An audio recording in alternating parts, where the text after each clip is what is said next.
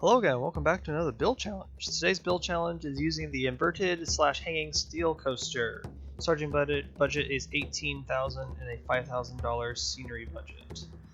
So the theming for this coaster is going to be jungle themed because I didn't have a jungle themed coaster or / build challenge in my previous challenges, so that I decided to go for some jungle theming and kind of wanted to do jungle because I've kind of been doing Cypher for the last couple weeks, and so stepping away from that and doing something different kind of gets your juices flowing again, so it's what I've decided to work on. The name of the coaster is going to be Python Jungle. I had that idea from I think a coaster called Black Mamba that was built by B&M that's in Fantasia Land. So that kind of was the inspiration a little bit. Also, the other inspiration was a little bit of Banshee that was in Kings Island. I did a little bit of a research project right when I heard the announcement of this challenge. It was like, okay, we're doing hanging coaster, inverted coaster. So I went like Google searching for a little bit, kind of looked at different coaster layout and stuff like that. I am very fortunate to have one in nearby park, would be Silver Bullet in Knott's Berry Farm, and I kind of like how they lay out some layout. So I pull some inspirations from I think Banshee and a little bit of Silver Bullet, how this layout a little bit, just a tad, but yeah, I don't use this coaster a lot. I really don't. I did use this coaster recently in a playthrough of the last campaign map. That's the Haunted Island one. I forgot the name of that scenario. I will remember later. But I like the loop that goes on Banshee, because the vertical loop on that coaster goes over its chain lift. I like that a lot, and I try to imitate that here, but I decided not to do an actual loop. I decided to do a half loop back to like a corkscrew, not a corkscrew, like more of a half loop twist. So it's like right above the chain lift. I had to lift the chain lift a little bit higher to get speed because I was running out of speed quickly. This coaster tends to lose speed quite quickly sometimes. So that was the idea of that type of layout. I also moved this coaster a lot in the blueprint here, or the play zone, a lot. Only a couple times, I think. Yeah, only a couple times. Yeah.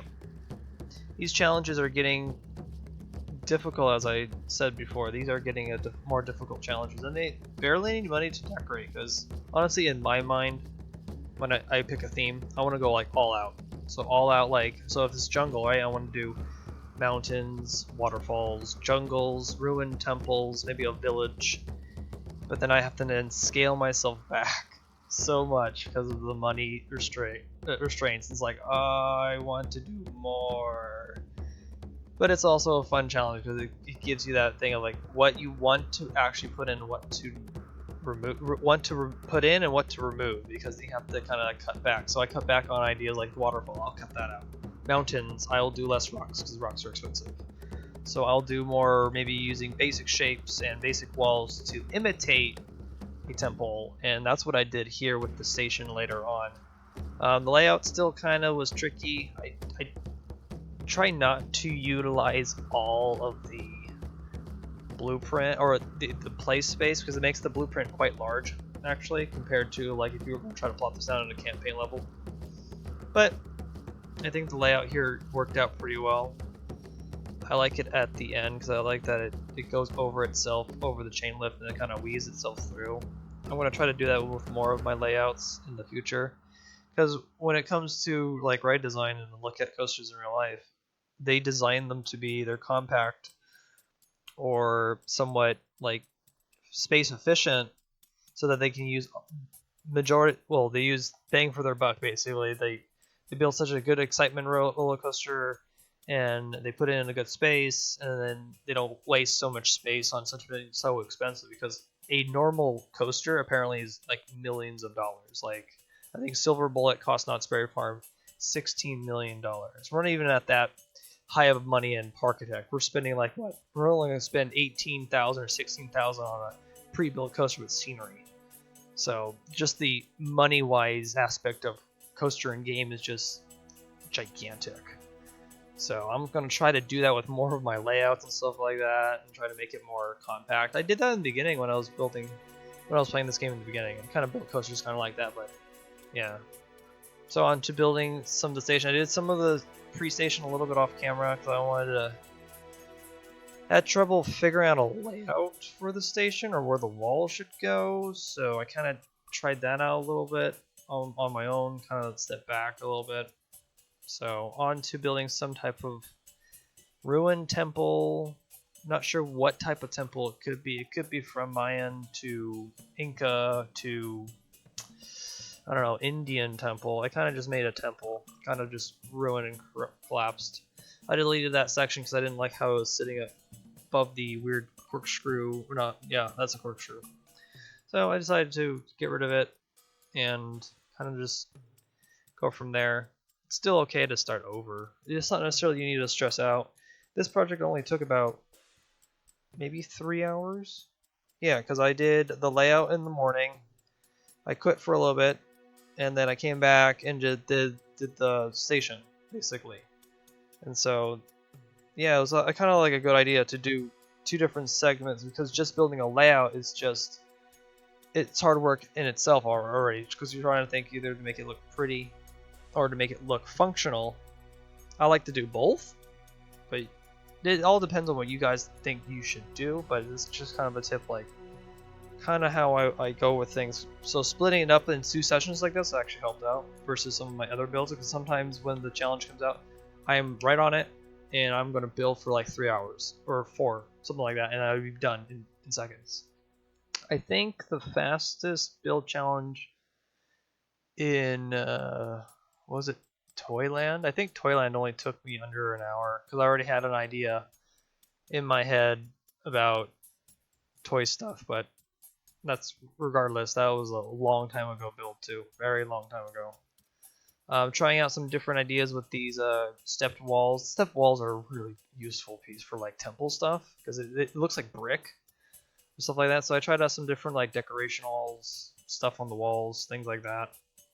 And yeah, it looked okay, but then it kind of didn't match up with the walls that I was working with.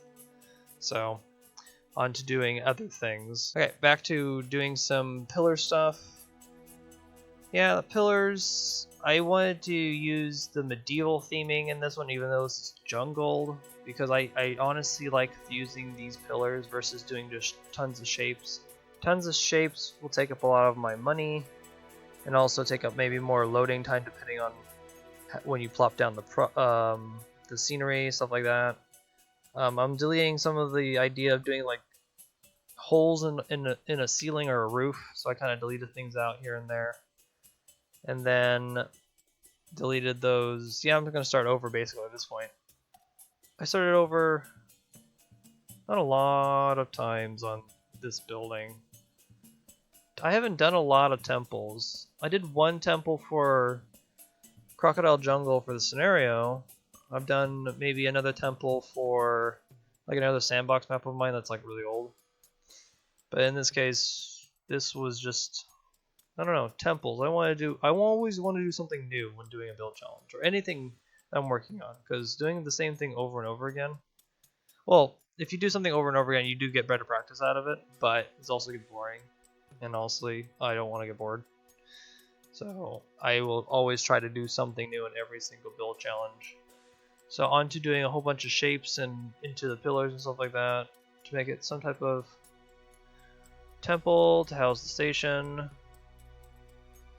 Yeah, looking good so far.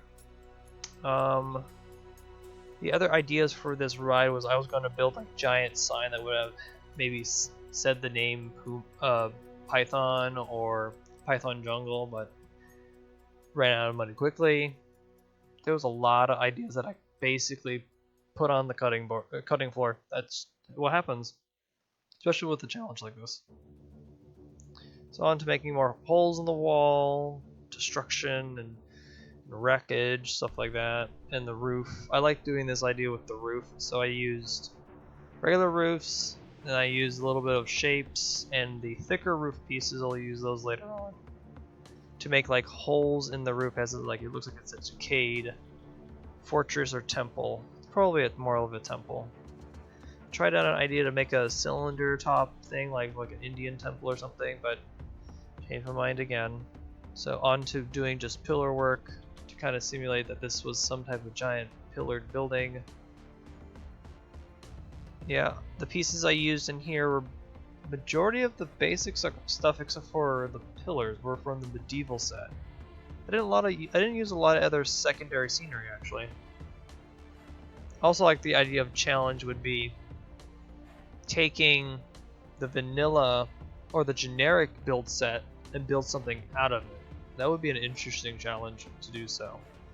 So that would be using the basic walls, roofs, and basic shapes. I technically speaking could make another theme, maybe. You can see here I'm just using some shapes, just kind of putting them in different spots and different, I don't know, orientations to make it look like some brick, old out, falling apart fortress or temple. And I like this effect right here because I like how that at 0.25 they actually match the same thickness as those I think it's a half. No, those are quarter roofs, not halves. That's a quarter roof block, so it matches the same width, and I enjoy that they match really close. So it's a really good use to use these in tangent. It kind of looks pixel art actually if I just look at it. Yeah, we can make pixel art now with it. That would be a cool idea. Yeah, I might do that later. Do some pixel art or something, just for the fun. So as I do more roofs and stuff, I like the idea of just seeing the train in the station from a distance instead of being all covered, because honestly, you want to try to hide mechanics or something. I don't necessarily think that's necessary for this game. I like the idea of seeing guests board the train, get in, and then train launches. Kind of like watching. Yeah, I do that at theme parks actually. I go to Disneyland or like Knott's Berry Farm, and I just sit there and just watch coasters all day. It's kind of a fun past thing to do. Just like watch people just jump on, see the coaster do a couple cycles, and yeah, that's kind of what I do on Parkitect as well. Adding some vine work. This is like the coolest vines to use. I wish they were recolorable. That would be perfect if we can change them to be brown or dark green or something like that. Doing a like final tier of pillars like on top like this would be in a tower or something, and so I want to make them a little bit sparse and kind of like broken up here. And still a lot of holes in this building. Like this building's like thousands of years old or something. Who knows how old it is? It's not gonna. I have no storyline for this one. I just wanted to make it something interesting and themed. So as you notice that I'm still on the train station, basically. Coaster station, train station. And I haven't done anything for the rest of the coaster, and I wanted to do more for it, but ran out of money again. So I will be doing later on those tree placements and stuff like that, and just working on now the front like entrance sign area, but there's no sign because I ran out of money. I would have done a sign. I probably will do that on my spare time maybe. Like do like a simple like deluxe version. Oh, I haven't done a deluxe version in a while of a build challenge actually. Huh. The last one I did was like for that mine coaster called Pine Railroad or something like that. I can't remember the name of it. So on to doing actual tree work maybe finally. Stuff like that. So yeah, just here comes some of the rocks that I like using that I can't use a lot because they're quite expensive. I think rocks should be nerfed in their pricing, but they probably won't. So that's fine. I should stop complaining. Still, more rocks, more things like that. There's such a bigger, grand idea for this coaster. So much bigger, but you can only do so much. I think it looks good. Speaking of build challenges, last month I did not get into the top 5, but the top 5 that got in were pretty good blueprints for this last challenge. Was the what was the last challenge? I should know those. Last challenge was the Dark Boat Ride. Yeah, there was some really good blueprints that came out of that, and I think they turned out pretty well. So I don't necessarily need to win these. I think it's still fun to do these challenges. And I like seeing other people's work too, because that gives you good inspiration and things like that. And this community has produced some pretty cool blueprints lately, and I'm very, very proud of the community's like involvement in these little challenges. I want the build challenges to maybe evolve into maybe like flat rides, or maybe into restaurants. Yeah, restaurants would be so cool. I can do restaurants. Yeah, flat rides would be too cool as well, like doing those stuff like that. So here's like the final like look over, and I also back here while I was building like the trees and stuff, I had an inkling of adding one last helix to like the right of one like last roundabout. I honestly felt like this back area felt too square because of how the coaster just kind of goes into the brake run and then just kind of goes into the block brakes. I'm like, oh, that looks so boring. So I decided to change that up, add some type of a helix, and helixes were kind of different. Yeah, see, helixes you can't do half helixes. Wish I could. But that's the challenge. It's like kind of puzzle making, so kind of back and forth, figure things out. And I finally figured out how to do into a like down into a brake run into a one size turn. I don't like using the one size turn sometimes, but when I have to, I have to. I like using the 2 times or the 2 size turn. I like using the 2 size on the chain lift and stuff like that. Those are just my preferences of how the coaster looks realistically, basically, because when a train starts turning and starts clipping into the next car over, it kind of looks funny. So things like that I've noticed with this game. And adding to the last final trees and stuff like that. At the end of the day, I think it actually finally turned out pretty well. I like the temple a lot. I like the ruin part of it. And if I had more options with like scenery and stuff like that, I probably would have put like skeletons, maybe some treasure. Oh, I should have put treasure chests instead. Is that medieval? I think that's medieval. Yeah, it would have been medieval. Well, here's a right through of my final product, Python Jungle. It'll be on the workshop now. You guys can go vote for it. And yeah, I will see you guys in the next video.